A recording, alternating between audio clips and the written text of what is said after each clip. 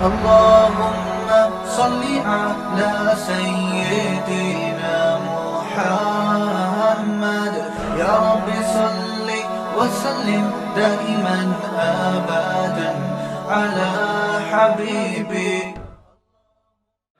کہ ولا تقربوا مال الیتیم، یتیم کے مال کے قریب مت جاؤ. یتیم کمزور ہوتا ہے تو کوئی بھی کمزور شخص جو اپنے مال کی حفاظت نہیں کر سکتا اس کی کمزوری سے ناجائز فائدہ اٹھا کر اس کے مال کو ہتھیانے کی کوشش بولو بھائی مت کرو. پیسوں کے معاملے میں انسان کلیئر ہونا چاہیے، کسی کا 1 روپیہ بھی آپ کے ذمے نہ ہو. دیکھو اگر آپ کے پاس کسی کے پیسے نکلتے ہیں اور وہ بھول گیا، حساب میں کتاب میں گڑبڑ ہو گئی، تو آپ کی ذمہ داری ہے کہ آپ اسے فون کر کے بتائیں کہ یار حساب میں گڑبڑ ہو گئی تھی، اصل میں پیسے میرے ذمے نکلتے ہیں آپ کے اتنے، اب آپ بتائیں کہ میں کب پہنچا دوں اور کہاں پہنچا دوں. یہ چیز لوگوں میں ختم ہوتی جا رہی ہے. پیسے جب گنا کریں نا، جب اپنا حق لیتے ہیں تو گننے میں نیت یہ ہونی چاہیے کہ سامنے والے نے کہیں زیادہ تو نہیں دے دیے. کیا کریں یار، کیسے سمجھائیں بھائی، کیا نیت ہونی چاہیے؟ اس نیت کا ثواب، ویسے بھی اپنے حق بھی پورا ہو جائے گا، اگر کم ہوں گے تو مانگ لو گے، لیکن نیت کر کے انسان اپنے عمل کو ثواب والا بنا سکتا ہے. تو کیا نیت کرنی ہے گنتے ہوئے کہ کہیں اس نے زیادہ نہ دے دیا ہوں.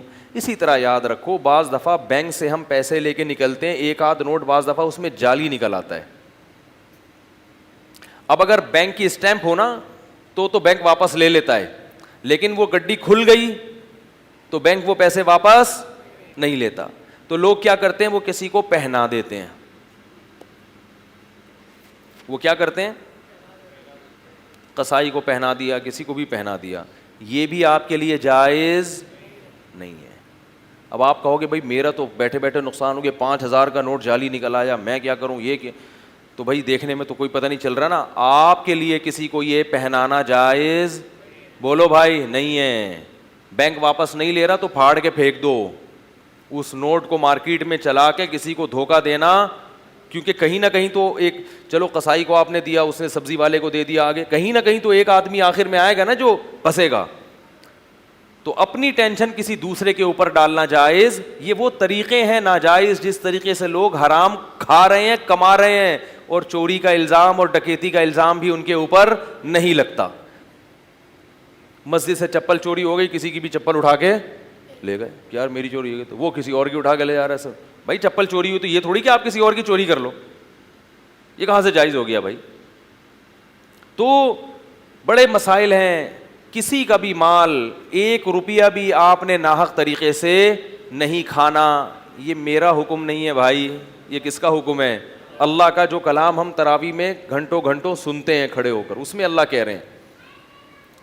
اور یتیم کمزور ہے، اس لیے عورت بھی کمزور ہوتی ہے تو اس کو بھی اس کا بھی مال کو کھانے سے اللہ نے منع کیا. کوئی بھی کمزور ہے نا، کیونکہ طاقتور آدمی تو نکالوا لے گا اپنا مال. وہ ایک آدمی گیا نا چاقو لے کے کسی کے پاس، بولتے تیری جیب میں جتنے پیسے ہیں نکال دے. اس نے جیب میں ہاتھ ڈال کے بندوق نکالی، بولا تیری جیب میں جتنے پیسے ہیں تو نکال دے. تو طاقتور ہمیشہ کیا ہوتا ہے؟ غالب ہوتا ہے.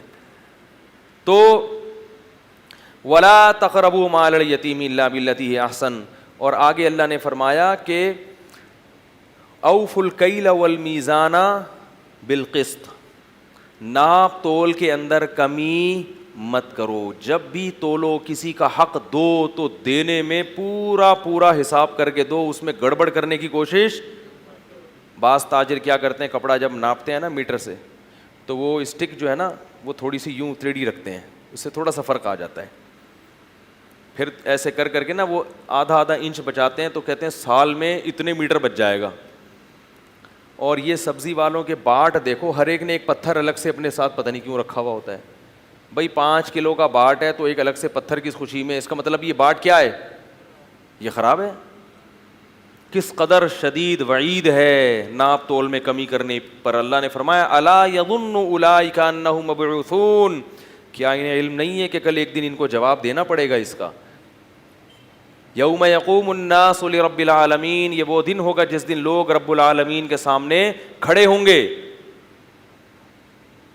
تو جواب دینا ہے بھائی. ہم نے کسی کوئی آپ کے پیسے کھا لے, خدا کی قسم اتنا بڑا نقصان نہیں ہے. آپ نے کسی کا 1 روپیہ بھی ناحق کھا لیا, یہ گلے پڑ جائے گا قیامت کے دن, کیونکہ قیامت کے دن 1 روپے کے بدلے میں 1 روپیہ نہیں ہے, اس کی سزا ہے جو بہت سخت ہے. اللہ کو غضب آئے گا, اس غضب کا اظہار ہے وہ جو جہنم کی آگ ہے. تو یہ بھی حکم دیا کہ کس ناپ تول میں کمی مت کرو, اور فرمایا اوفو بالعہدی, جب کسی سے معاہدہ کرو, عہد کرو, تو اس عہد کو پورا کرو. بہت شدید وعید ہے عہد کے توڑنے پر. عہد میں اور وعدے میں فرق ہوتا ہے. عہد کہتے ہیں ایگریمنٹ کو, اور وعدہ ایگریمنٹ کو نہیں کہتے. وعدہ کہتے ہیں کہ بھئی آپ نے کسی سے ملاقات کا وعدہ کیا, میں آؤں گا, نہیں آئے, یہ وعدہ خلافی ہو گئی. وعدے میں اور عہد میں یعنی ایگریمنٹ میں فرق یہ ہے کہ ایگریمنٹ 2 طرفہ ہوتا ہے اور وعدہ بولو یک طرفہ ہوتا ہے. ایگریمنٹ کا مطلب یہ کہ میں کچھ آپ سے فائدہ اٹھا رہا ہوں, کیوں, میرا ایگریمنٹ ہوا ہے, اس کے بدلے میں بھی آپ کو کچھ فائدے پہنچاؤں گا, یہ ایگریمنٹ ہے.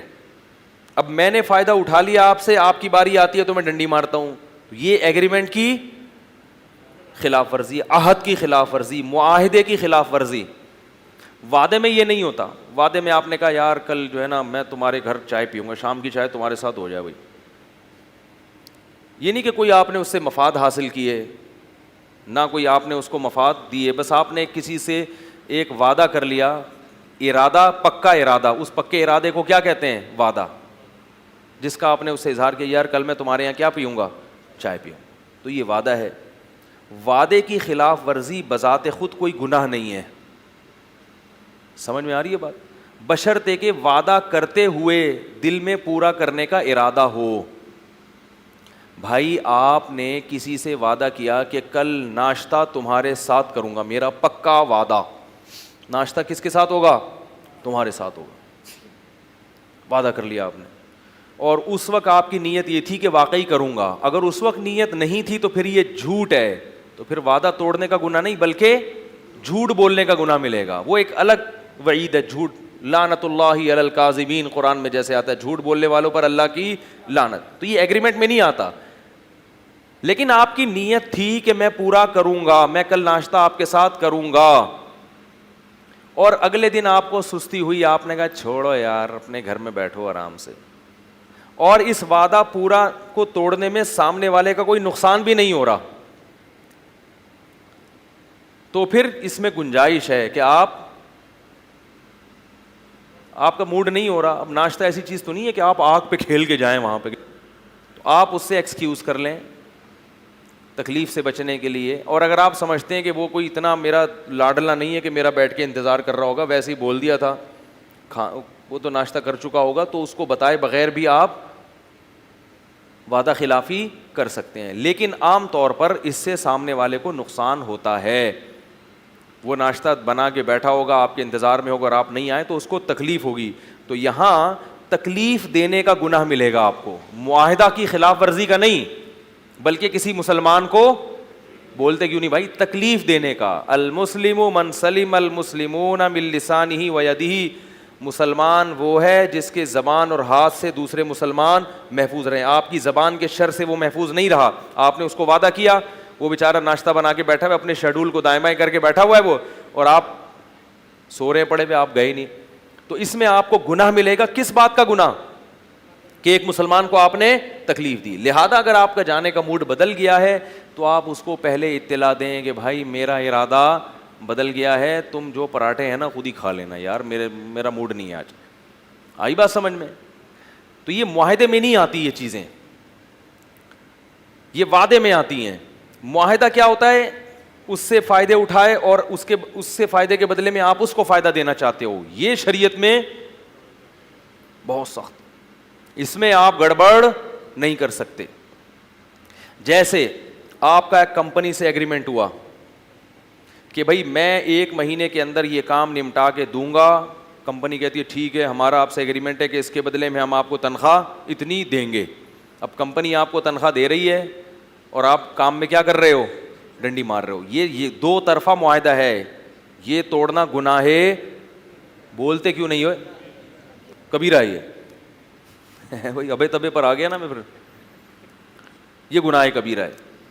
ایسے بہت سارے معاہدے ہم نے کیے ہوئے, اللہ سے بھی کیا ہوا ہے. جب ہم نے کلمہ پڑھا اللہ سے ایک معاہدہ کیا ہم نے.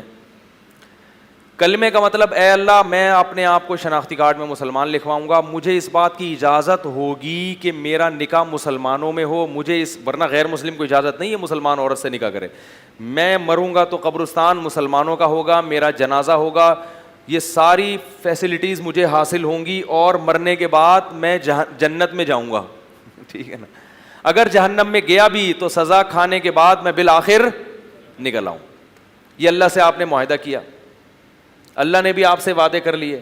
اب اللہ تو اپنے وعدے کو پورا کر رہا ہے, آپ اپنے وعدے کو پورا نہیں کر رہے, تو یہ کیا ہے؟ معاہدے کی خلاف ورزی ہے. آپ نے توبہ کیا, آپ نے کوئی گناہ کیا, اللہ کا نا گناہ پہ غضب آتا ہے انسان کے اوپر. آپ کو ڈر لگا کہ کہیں غضب نہ آ جائے, فوراً توبہ کر لی, ایک ایگریمنٹ کیا اللہ سے کہ تو اپنے غضب کو مجھ سے دور کر دے, میں تجھ سے عہد کرتا ہوں کہ یہ دوبارہ گناہ نہیں کروں گا. تو یہ بھی معاہدہ ہے کہ آپ مفاد حاصل کر رہے ہیں, کیونکہ توبہ کے بغیر کسی بھی وقت موت آ گئی تو کہاں جاؤ گے؟ جہنم کی آگ میں. توبہ کے ذریعے آپ نے اس آگ کو ٹال دیا, لیکن اب آپ اس توبہ پہ قائم نہیں رہتے, دوبارہ گناہ کرتے ہیں. تو یہ بھی عہد کی خلاف ورزی ہے, ایگریمنٹ اور معاہدے کی. ایک تو وہ جو گناہ کریں گے اس کا گناہ ہوگا, اور ایک توبہ توڑنے کا گناہ ہوگا.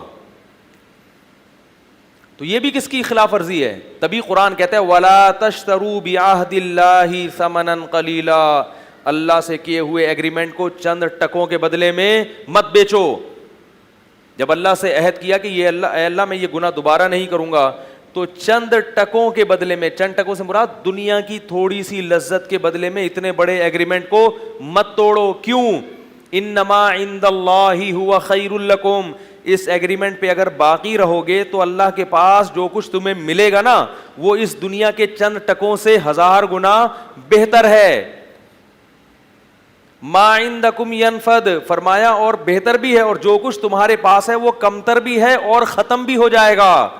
وما عند اللہ باق, اور ایگریمنٹ پہ باقی رہے تو جو کچھ اللہ تمہیں دے گا وہ زیادہ بھی ہے اور ہمیشہ باقی بھی رہے گا. ایک زنا کر کے اللہ کو ناراض کر لیا, تھوڑی دیر کی لذت, یہ لذت ہمیشہ بڑھاپے میں نہیں ملتی یہ لذتیں, اور اگر اس وقت بچ گئے تو اللہ نیک لوگوں میں شمار کر لیں گے. پھر جو نعمتیں ملیں گی وہ اس سے لذت میں زیادہ بھی ہوں گی اور ہمیشہ رہنے والی بھی ہوں گی. مفتی طارق مسعود صاحب کے بیانات سننے کے لیے youtube.com/مفتی طارق مسعود کو سبسکرائب کریں, اور اگر آپ لائیو ویڈیو کو کبھی بھی مس نہیں کرنا چاہتے ہیں تو سبسکرائب کرنے کے بعد بیل آئیکن پہ کلک کرنا مت بھولیں. جزاک اللہ.